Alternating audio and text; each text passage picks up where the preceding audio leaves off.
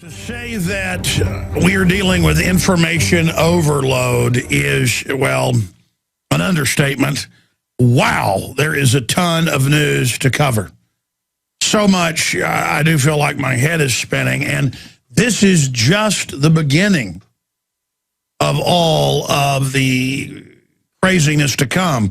The acceleration into this massive time of change where the globalists are wanting to get rid of national sovereignty worldwide and bring in their world government.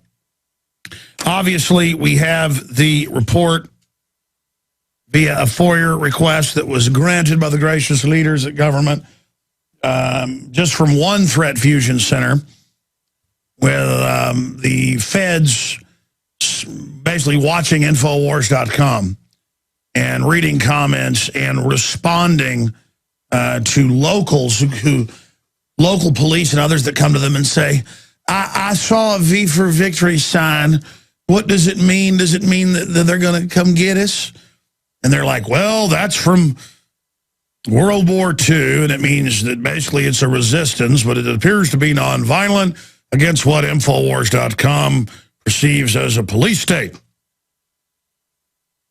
I mean, why didn't that local police department just go read what it said, read the website on it, go to the website link where we described what it was about? Why didn't they look up what V meant in World War II? I mean, they could have done it. Instead, they went to the feds and had them tell them. And there's a whole bunch of stuff like that in there. You know, all the classic stuff of, I claim a world government's being established, and all the rest of it. So we're going to be speaking some about that because it is important, and going over some of the different documents where it is described, though, as right-wing terrorism. That's a quote. See, a couple cops got shot last week, and now they're saying it's sovereign citizens in Louisiana. Really, reportedly, they were drug dealers and a bunch of stuff who just used that as a pretext to say they're magically above the law. Just because the globalists are above the law doesn't mean that you or I can suddenly go out and kill somebody. I mean, the globalists are going to be brought to justice as well. But the point is that they're now saying that's a sovereign citizens group. And then they just call them extremists and anti-government, which isn't enough of a label. You're like, wow, I mean, these guys just reportedly shot and killed 2 cops, injured 2 others, for what appears to be just the fact that they felt like it. And you just call them extremist. Because then when they call somebody like myself an extremist, the label now psychologically means killer. And statistically, what they call sovereign citizens do kill 3 or 4 cops a year. Statistically, that's still a very low threat threshold for the police. But it's advertised like it is the end of the world. It's all advertised like it is the end of the world, and that it is the most dangerous thing in the world to the police. Actually, this is not the most dangerous, but it's one of the bad ones. Harvard study finds fluoride lowers IQs, causes cancer. That's mainstream news. You can look that up. Just came out a few weeks ago. My point is, but that's not sexy, scary. No, that's not something that they're hyping up. And notice you saw all this hype ahead of all this happening. They want to get a civil war going. They want to get the police to alert like an attack dog on patriots, libertarians, and conservatives, so you will start a fight with us. A fight you will lose, of course, big time.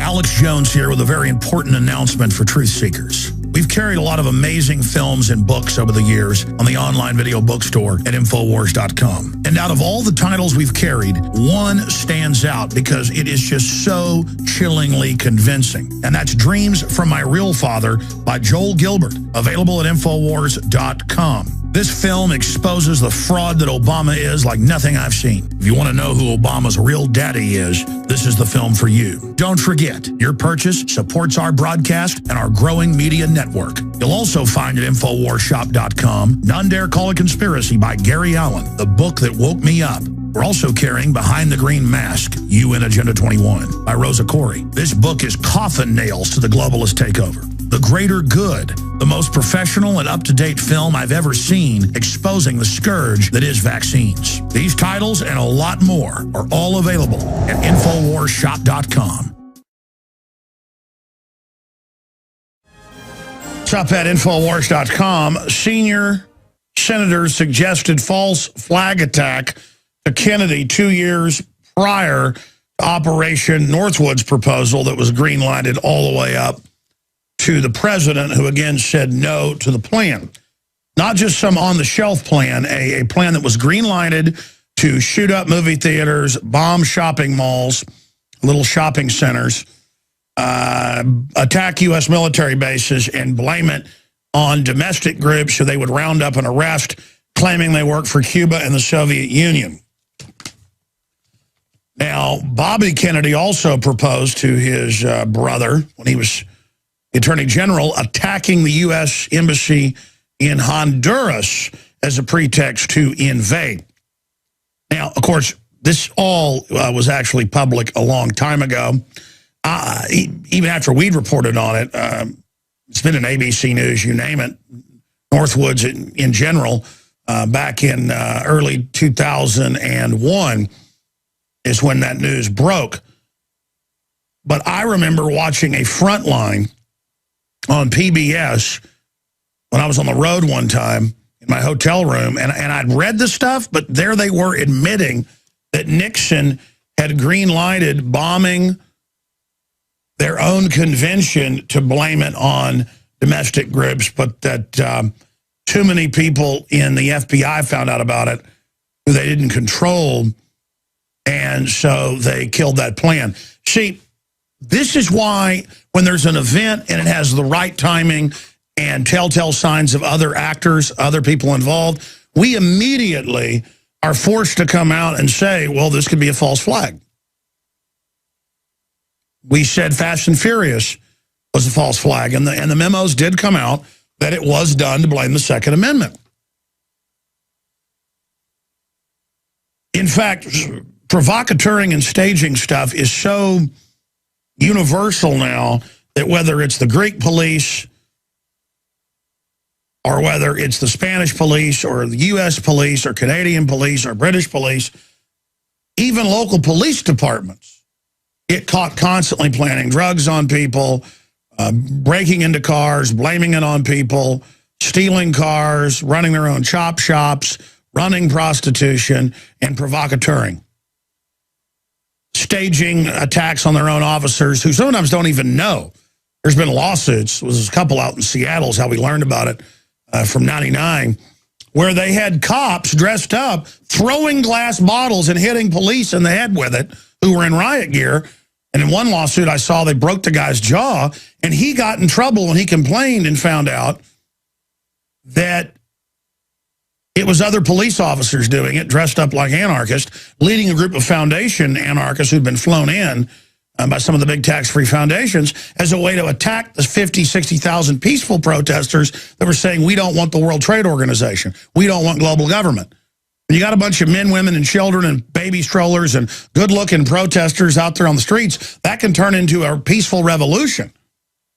So you go and you attack the police with your own police, and Delta Force was involved. If you don't believe me, if you're a new member of the press or new listener, just you can pull up Seattle Post-Intelligence or Seattle Times. It's all in my film, Police State to the Takeover. If you're too lazy to use LexisNexis or Reuters services that'll have stuff that's not easy to find on the web. I've got screenshots and newscasts in my film, Police State to the Takeover. And I got all this world news. I'm digressing. Just that's one of the first articles I wanted to get into. And the issue was the police got mad, and the police union got mad, because they had to sit there for an entire day for the news cameras, but they weren't told. They were just told, stand down, being hit by bottles, being rocks thrown at them by less than 50 people. Delta Force was commanding it with radios from the heights. That came out. Delta Force. Delta Force, yes, look it up. Delta Force was running the whole black op. They had different federal agencies there, federal marshals, FBI, ATF, of course. Bomb disposal was their cover story. And a little less than 50 anarchists who they brought in and then housed in a building under government protection. So they attacked the police, and the police are like, we want to do something. And they're told, stand down, let them loot Nike Town, let them burn things down, and sit. Well, I'm sorry. I'm a citizen, I'm a cop, I'm a janitor. You throw a bottle and hit me with it, I'm gonna attack you right back. I mean, who are these police? You're standing there in the riot line. People are hitting you with bottles, and you don't do anything? So one hits you in the face and breaks your jaw? You kill somebody with a bottle. It's a deadly weapon. The point is that is brainwashing, that they would put up with that. Remember the case of Katrina? Broussard is his name. He was the sheriff. Or no, he was the sheriff of Broussard County, or whatever you call it. The point is, we pulled up the CBS newscast a few weeks ago when I talked about it on air. He talks about his mother, and she's in the nursing home, flooded. You know, the water's a foot off the floor, foot deep. She's got a cell phone that wasn't dead yet, and she's calling him. And he's saying, Mama, I'll be there in 1 day. Mama, I'll be there in 2 days, 3 days, 4 days. They get there 5 days later because the feds wouldn't let him in to get his mother. And this is the head of the county. This is who's really in charge, elected. And his mother died. My mother is stuck somewhere, and the feds are going to stop me over my dead body? I mean, that's what all this zero tolerance and all this is about, where the child brings, or the teenager brings, a plastic knife, a Dixie knife, to spread butter on their bread. You see it in the news every few weeks, and they get arrested. Well, we have zero tolerance, and you have to report this. You have to report if you're a teacher. And so like a robot, you don't use your own discretion. Like a robot, you go and the person gets arrested or suspended or kicked out. So many of the problems we face in this society are because people won't exercise their own judgment, their own opinion. Juries are supposed to judge the law and the facts. If a jury doesn't like a law, it's a check and a balance on unconstitutional laws. That's what the courts are for, and we are the ultimate arbiter in the court, not the judge. Grand juries have turned into rubber stamps of prosecutors. Juries, they've tried to turn them into rubber stamps.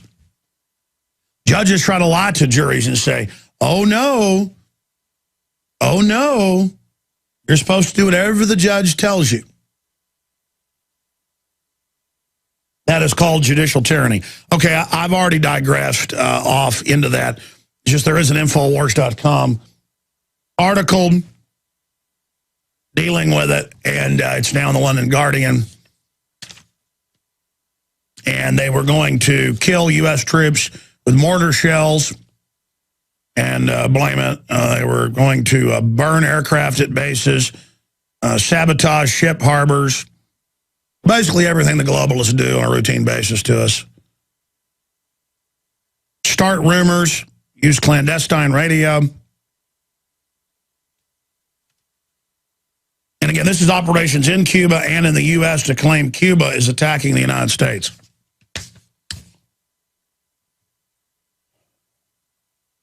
And the point is that many of these plans have been executed. It's called Operation Gladio. Okay, let me stop there.